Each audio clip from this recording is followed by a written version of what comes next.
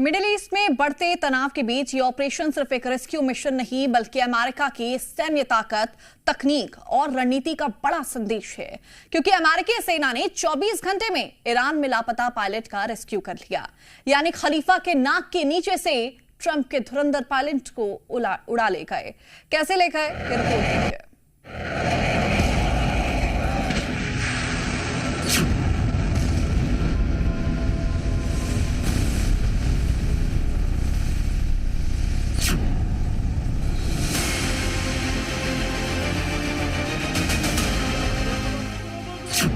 Middle east में बढ़ते तनाव के बीच एक बार फिर अमेरिकी एयरफोर्स की ताकत दुनिया के सामने आई। ईरान में चल रहे सैन्य ऑपरेशन के दौरान एक अमेरिकी F-15E फाइटर जेट को निशाना बनाकर गिरा दिया गया।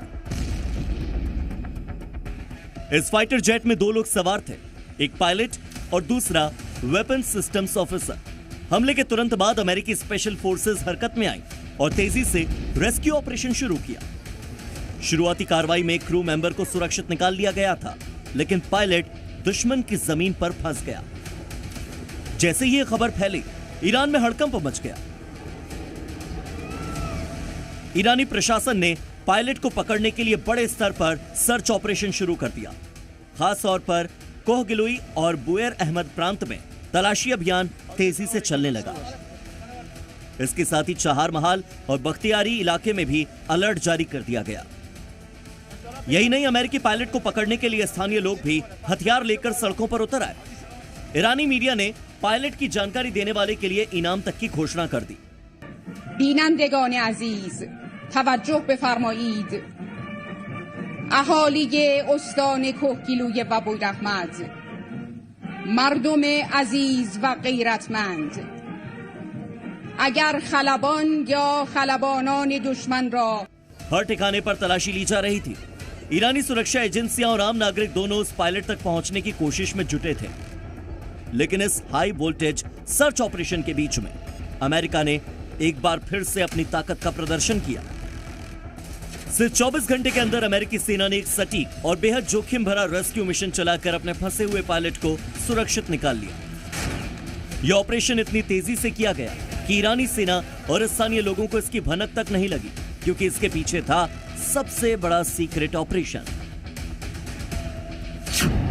क्योंकि F-15E जेट बख्तियारी प्रांत के पहाड़ी इलाके में गिरा था। इसके बाद इंटेलिजेंस टीम ने पायलट के इमरजेंसी बीकन को ट्रैक किया। जॉइंट चीफ और कमांडर इन चीफ ने 24 घंटे तक लोकेशन की निगरानी की। पायलट ईरान के दुर्गम पहाड़ों में फंसा हुआ था। हथियारबंद लोग पायलट की तरफ बढ़ रहे थे, क्योंकि ईरानी सेना को पायलट की भनक लग गई थी।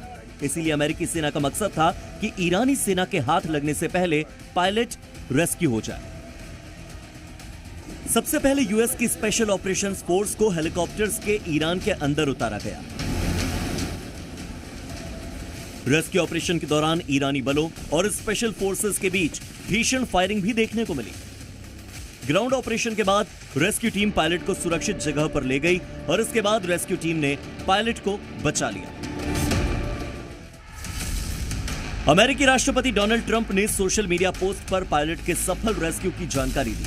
उन्होंने लिखा, हमने अपने पायलट को बचा लिया। यह बहुत ही चमत्कारी ऑपरेशन था। साहसी रेस्क्यू ऑपरेशन को अंजाम दिया गया। मुझे खुशी है कि पायलट पूरी तरह से सुरक्षित है। दुश्मन के बीच फंसा हुआ था हमारा पायलट, लेकिन 24 घंटे हमने उसकी लोकेशन पर नजर रखी थी। रेस्क्यू के लिए दर्जनों विमानों को भेजा।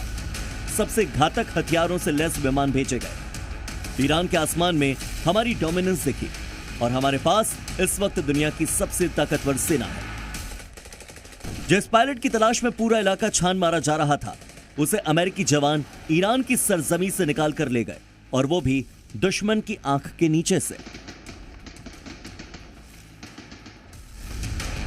इस ऑपरेशन में सर्वाइवल सिस्टम ने भी महती भूमिका निभाई,